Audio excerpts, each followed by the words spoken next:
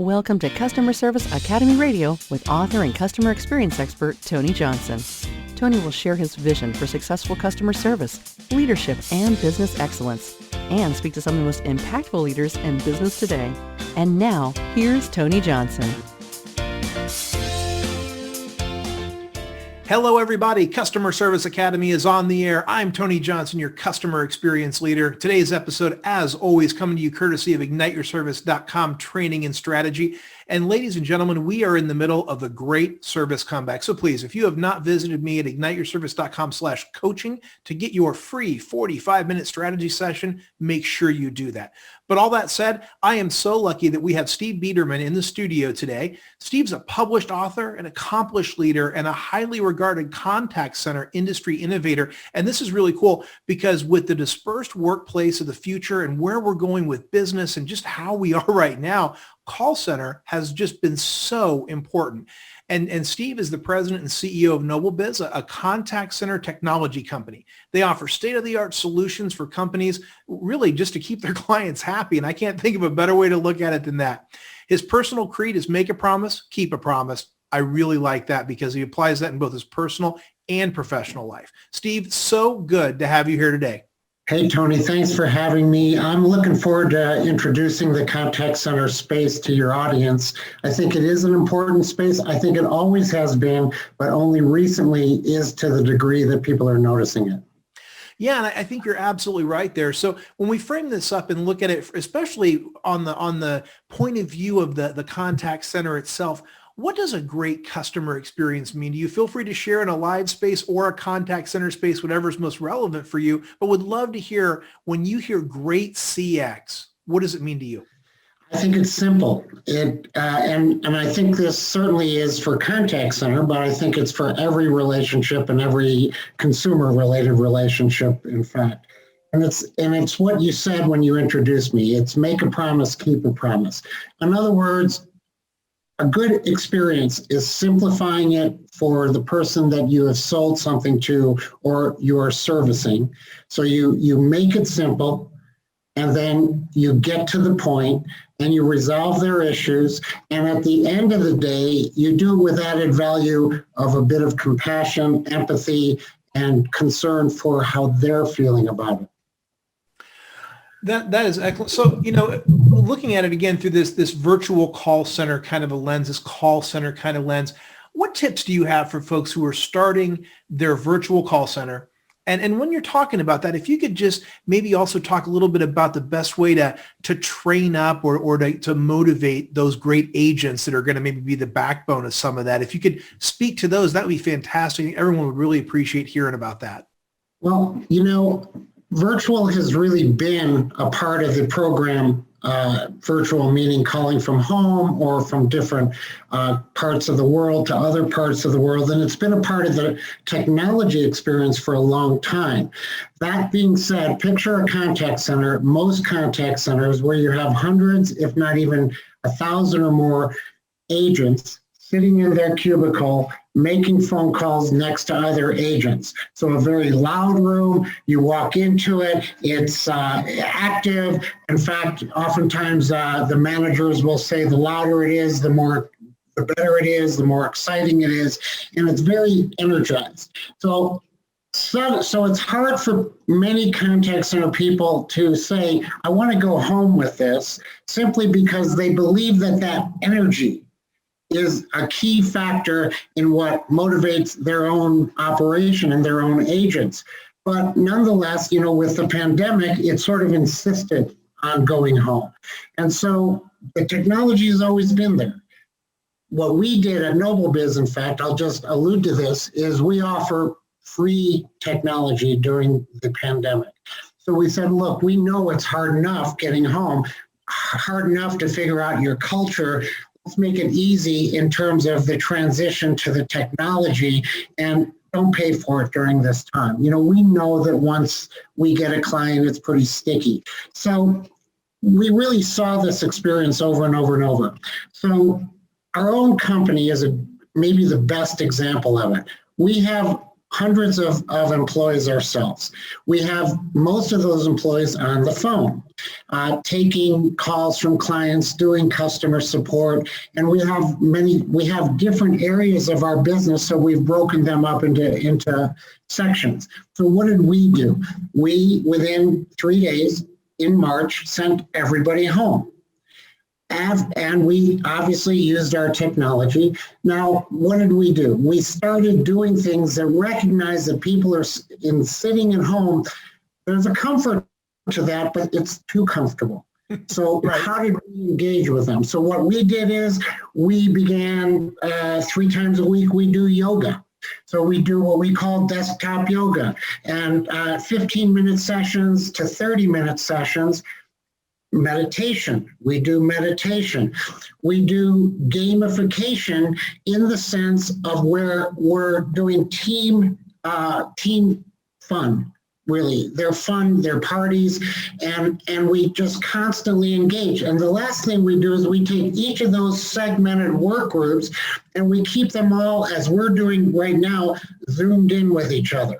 So if you have a group of 20 agents, as an example, all of those agents are on Zoom, but just passively. It's sitting off to the side so that they can communicate together and with their manager while they're going about their job, making phone calls, making promises, and keeping those promises. Outside of that, keep it simple. There's nothing else you really have to do. It's the same job. The more complicated you make it, the more troublesome it's going to be for an agent who just simply wants to get in communication, resolve whatever that situation is they're being asked to do, and get on to the next communication. And I say communication because in today's world it's omni-channel. It's not just simply voice channels.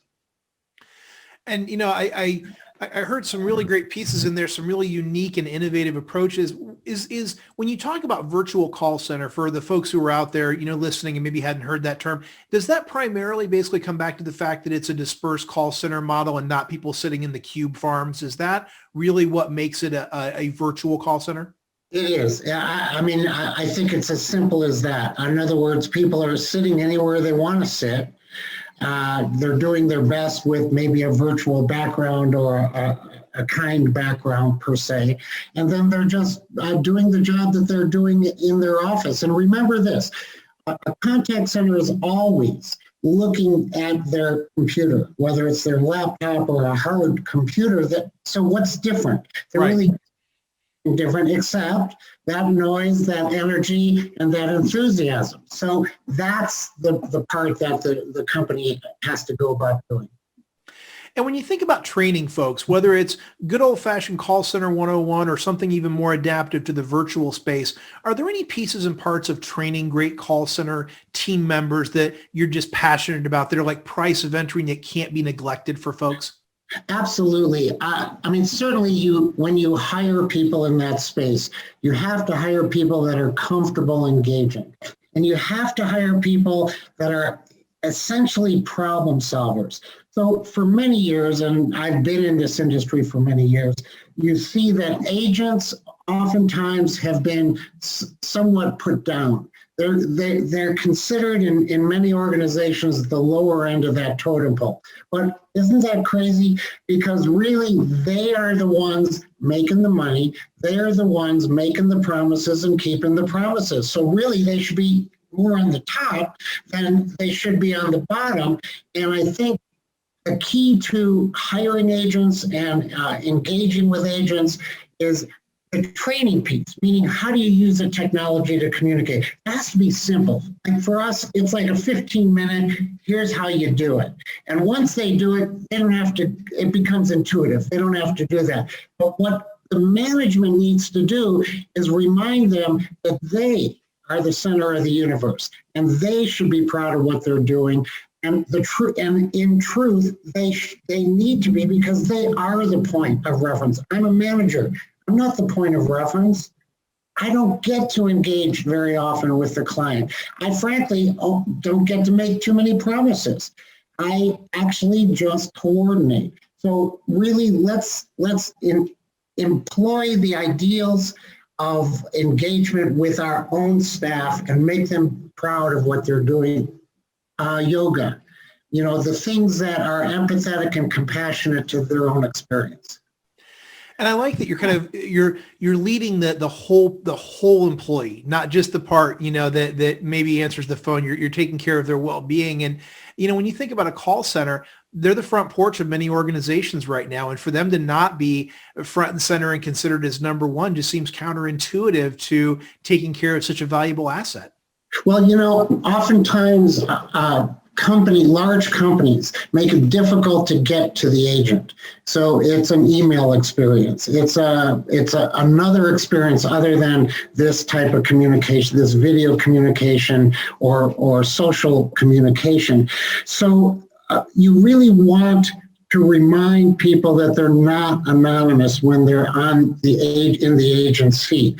So for years, they felt anonymous. If they goofed up in their phone call or if they didn't care, well, no problem. They go to the next one and nobody really saw their lack of effort. Right. In this world with the technology, and if you have the enthusiasm of the management in oversight and involvement, in other words, their feet are on the street just like their agents, then they have to remind their agents they're not anonymous and that every communication is a critical one. And really, I think it still comes down to the same old thing it's always come down to in business, which is what's the management's core value and can they get that across to the point of the arrow, which are, in this case, the agents. And I think that ladders really nicely into the next thing I wanted to talk to you about, which is leadership.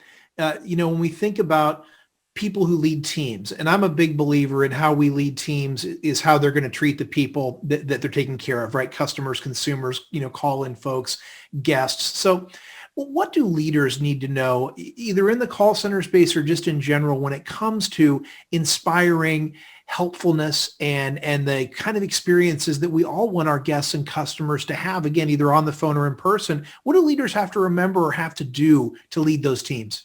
Well, I have a story. Years ago, I was in Pakistan, and we were doing quite a bit of business, and we were very popular over there in the same industry, by the way. And I was interviewed one day by the equivalent of like the Today Show, a morning show on television.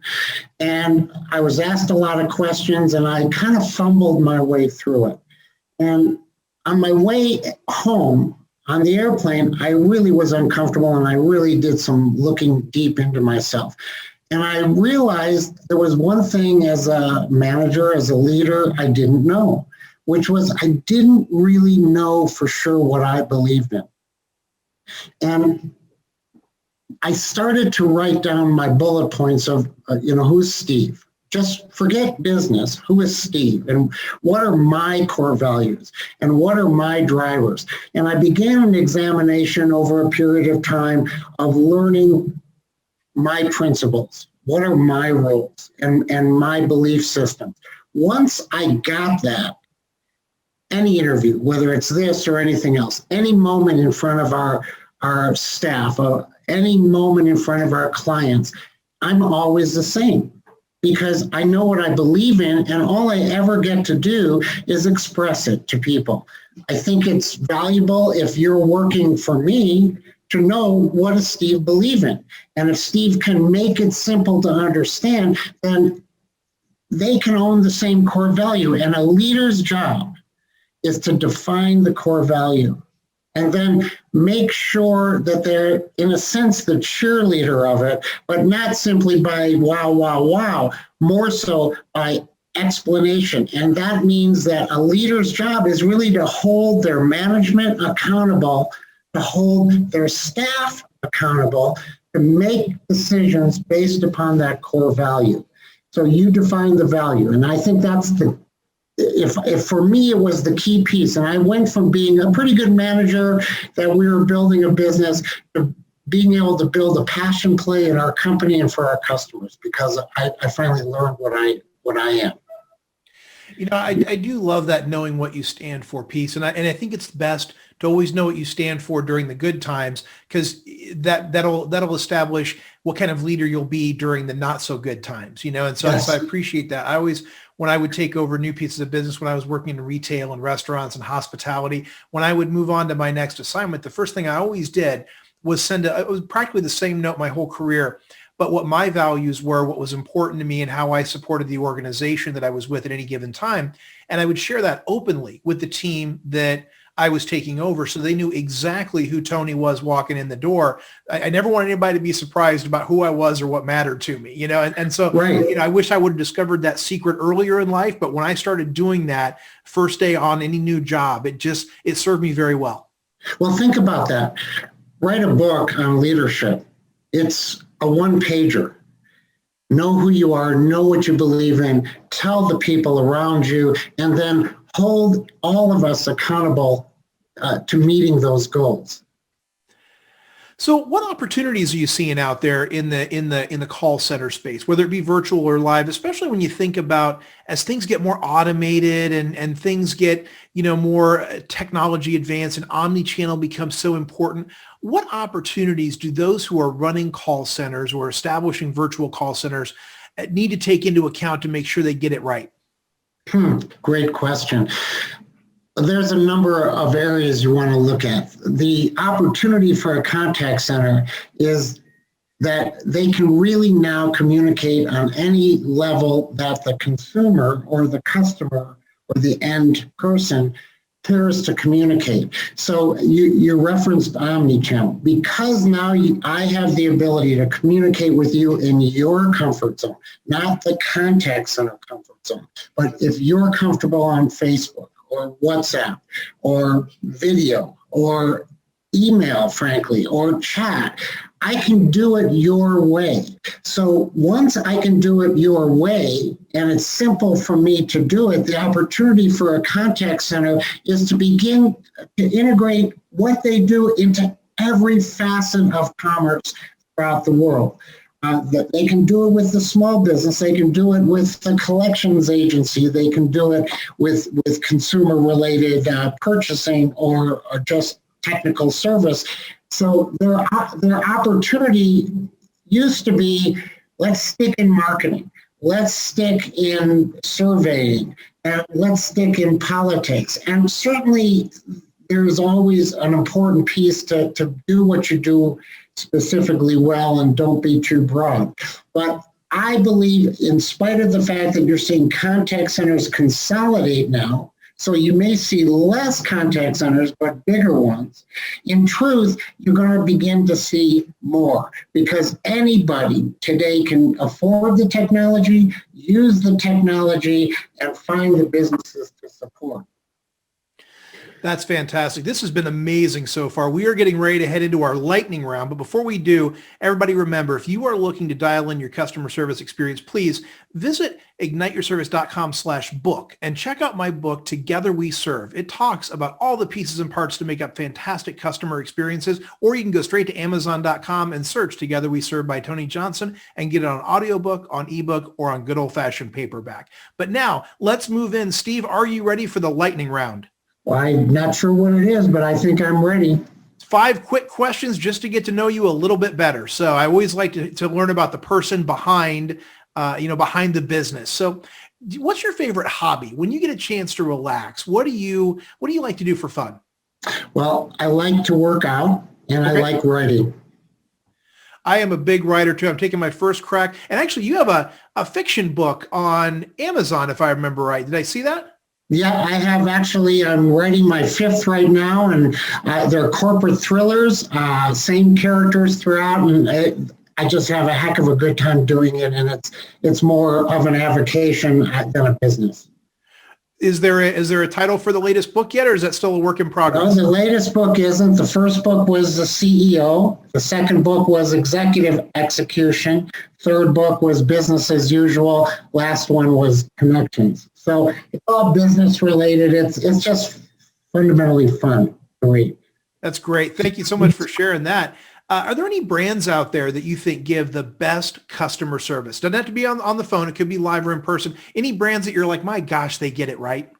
Yeah, I had a local Chinese food restaurant the other day that called afterwards and said, was the order okay? We know you custom ordered some things, and that's one of them. But on a larger scale that people recognize, unless they want to go to my local Chinese restaurant in Denver, Colorado, would be companies like Patagonia, companies that take the extra time. Nordstrom's, they took the extra time. Yum Yum Tree, all of the food within that, because what they're doing is the same thing that I referred to earlier. They're just being kind and being communicative and, and being available.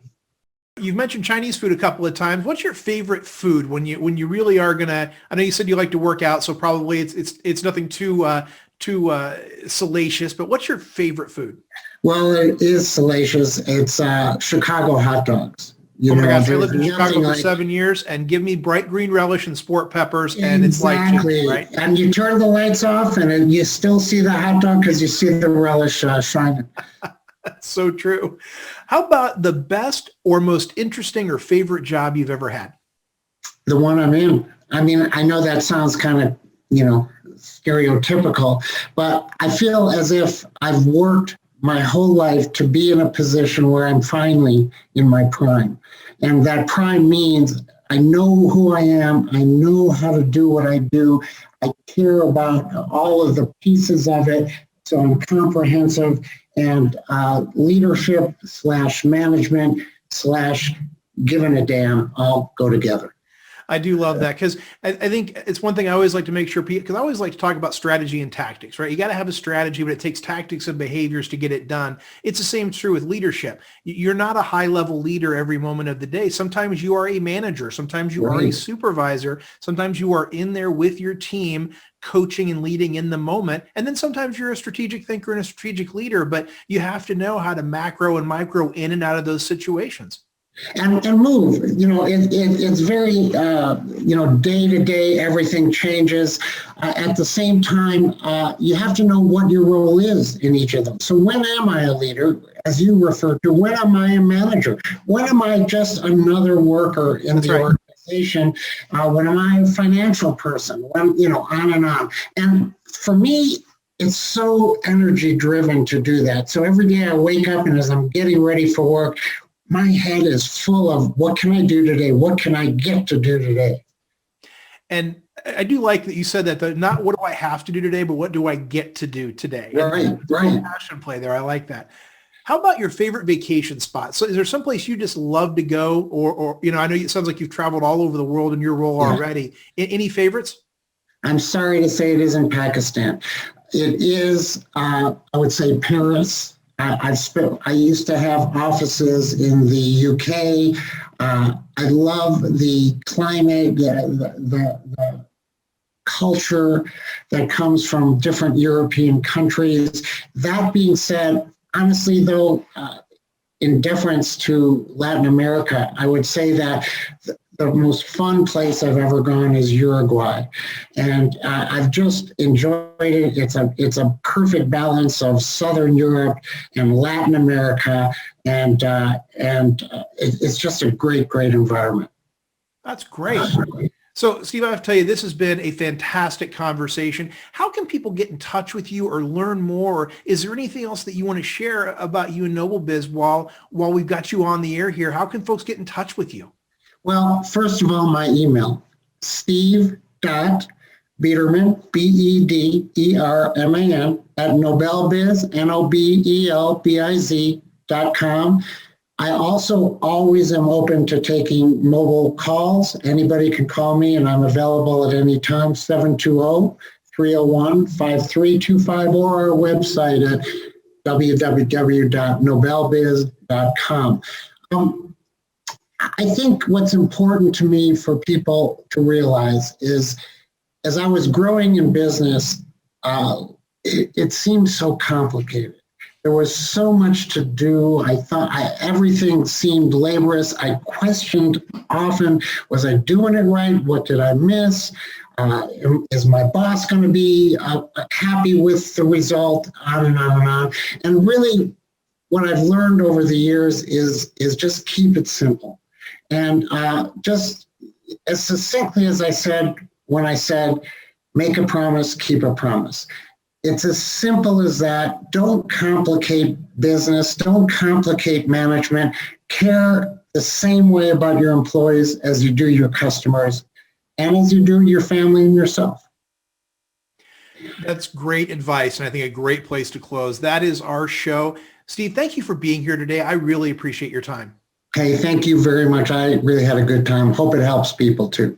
I know that it will. Remember, everybody, we are in the middle of the Great Service Comeback. As we are recording this, we are looking right down the barrel at New Year's Eve Day, coming up soon, right around the corner. 2021, I feel, is going to be an amazing year for everyone. So please get ready to get out there and own it. Visit my website, igniteyourservice.com/comeback to learn more, and check out the Nobel Biz website as well. Tons of great information there, and reach out to Steve if you want to learn more.